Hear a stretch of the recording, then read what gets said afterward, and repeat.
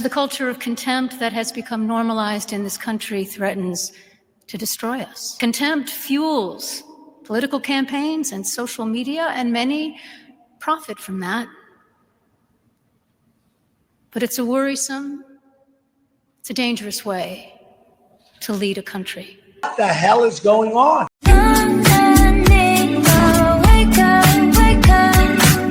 What's up, everybody? It's your girl Mika, and we're back for another Red Cup Talks, because this is where truth, pop culture, and politics meet. So I wanted to come on today and talk about the woke sermon that Donald Trump had to sit through. Okay, now Donald Trump decided to take his family down to church and enjoy a sermon. Well, he got more than what he bargained for, because the sermon was very woke. Okay, everything but Jesus was in this sermon. It was DEI, it was LGBTQI+, it was everything but reading the book. When I say wokeness is everywhere, it's everywhere.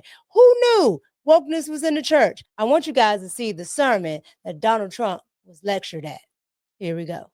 The culture of contempt that has become normalized in this country threatens to destroy us. We are all bombarded daily with messages from what sociologists now call the outrage industrial complex. Some of that driven by external forces whose interests are furthered by a polarized America. Contempt fuels political campaigns and social media, and many profit from that. But it's a worrisome, it's a dangerous way to lead a country. Look at Trump's face. Matter of fact, look at Trump, Melania, look at JD Vance. I mean, look at their faces. They're like, I'm not understanding the connection here. Like, did you do this with Joe Biden? Did you tell Joe Biden that it was wrong to have a KKK member as a best friend? Or did you tell Barack Obama that it was wrong to be bombing all the babies over there in Yemen when you wasn't supposed to be over there? You didn't tell him none of that. Oh.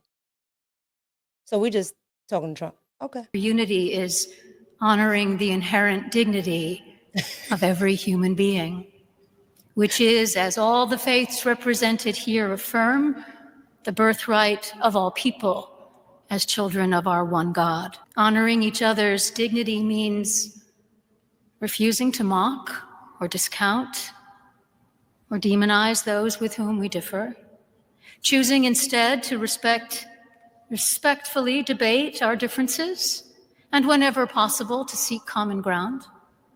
And if common ground is not possible, dignity demands that we remain true to our convictions without contempt for those who hold convictions of their own. Now, to be fair, we don't always know where the truth lies. And there's a lot working against the truth now. But when we do know, when we know what is true, it's incumbent upon us to speak the truth. And I'm going to speak the truth. I hope you don't ever teach Sunday school, because I'm telling you right now, I'm going to sleep. I'm not learning nothing. I'm not learning anything about the Bible or anything else, because I'm going to sleep. Like, you have the President of the United States sitting in your church, right? And you can speak all this good stuff. Let's love each other. Let's yada, yada, yada. But she made it apparently clear that she's talking directly to Donald Trump. Like, I don't understand. Did you talk to anybody else this way? I'm sure you didn't. You definitely have contempt for Donald Trump. Donald Trump is fighting a losing war, because if he gets up and says something, then, oh my God, Donald Trump he doesn't like to be called out, not even by God. That's what they would say, right? She's not God, but that's what the mainstream media would say. Like, they know what they're doing, right? And so he has to sit there while she talks about him having contempt. Couldn't have been me. We are all fallible human beings. We make mistakes. He's We like, say "I'm ready to and go." do things that we later regret. We have our blind spots and our biases, and perhaps we are most dangerous to ourselves and others when we are persuaded without a doubt that we are absolutely right and someone else is absolutely wrong. You. Because then we are just a few steps from labeling ourselves as the good people versus the bad people. Let me make one final plea, No, please. Mr. President. Millions have put their trust in you. And as you told the nation yesterday, you have felt the providential hand of a loving God. In the name of our God, I ask you to have mercy upon the people in our country who are scared now. There are gay, lesbian, and transgender children in Democratic, Republican, and independent families, some who fear for their lives. She really said that in church. This is what they be talking about in the church. Wow. The people who pick our crops and clean our office buildings, who labor in poultry farms and meatpacking plants, who wash the dishes after we eat in restaurants and work the night shifts in hospitals, they may not be citizens or have the proper documentation. But the vast majority of immigrants are not criminals. They pay taxes and are good neighbors. Ma'am, how do they pay taxes? You need a social security number for that. Where'd you get that from? Is that a fake social security number? So now you're committing fraud. Okay. She's saying that illegal aliens, illegal immigrants, illegal aliens, illegal migrants, whatever the heck y'all calling it. She's saying that, oh, they're the one cleaning the toilets. They're the one washing the dishes. They're the ones doing this, that, and the third. That's what they think.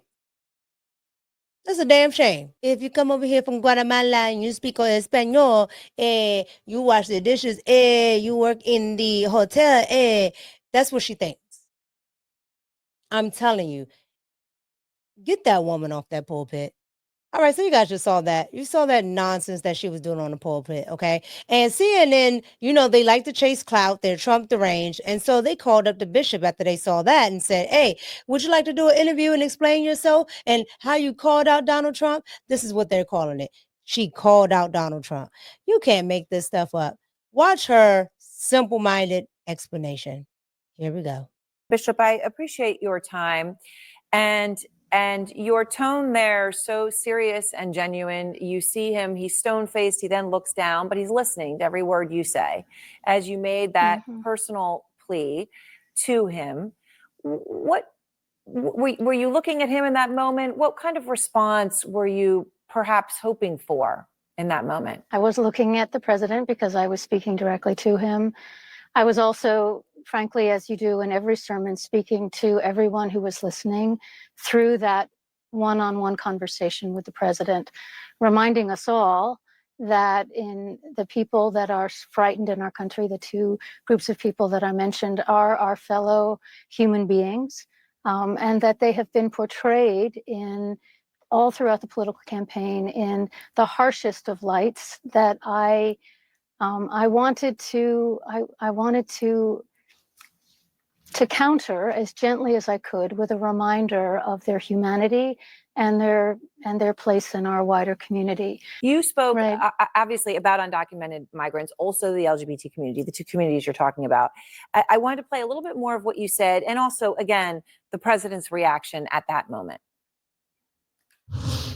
There are gay, lesbian, and transgender children in Democratic, Republican, and independent families, some who fear for their lives. Well, these are the people that I know. These are not abstract people for me. These are actual people that I know. So I wanted to speak on their behalf, but I also wanted to bring into that space the real humanity of the people that I was referencing. All right, so you guys just saw that. That is what the bishop said in response to CNN calling her for an interview, saying what she said about Donald Trump and that, she was trying to be nice and gentle. No, she was being condescending. Now, last but not least, the media asked Donald Trump what he thought about that whole sermon and all that nonsense. And this is what he said. Watch. Not too excited, was it? I didn't think it was a good service. No, they could do much better. So you guys just saw that. You saw Donald Trump say what he thought about her service and that it could have been better and that he didn't like it at all. And I concur, all right? Because it could have been much better. I mean, it was boring. I was so bored, all right? And I only had to watch a couple of minutes of it. I can only imagine being there for a whole hour. Two, it was condescending. She's saying that she was trying to be compassionate towards Donald Trump, but tell, what was on her heart. She was condescending and she decided to use her pulpit because she knew that Donald Trump couldn't do anything but sit there, because if he said anything else, it would end up on the news just like this just did. These woke people, they're everywhere. They're even in your church. And at this point, Donald Trump cannot escape them. So it's either, brush them off or respond to them. And I thought his response was the best, because at this point, she's clout chasing. At the end of the day, the deportations are happening. There's nothing that the woke crowd can do about it. They're draining the services from already impoverished areas, white, black, brown, like they got to go. Okay. And if they want to come back and they're good people, they can apply like everybody else who came to this country. Everybody came the correct way. They can too. But I could be wrong. So get down in the comments, like, comment, and subscribe, and let me know what you thought about the bishop. If you thought she was just being a loving bishop and just having compassion for all human beings, or if you thought that she was overstepping and that it was wrong to use the pulpit to do what she wanted to do and say what she wanted to say, knowing that Donald Trump couldn't respond or couldn't react in a certain way. You guys let me know. Get down in the comments. It's your girl Mika, and I'm out. Peace.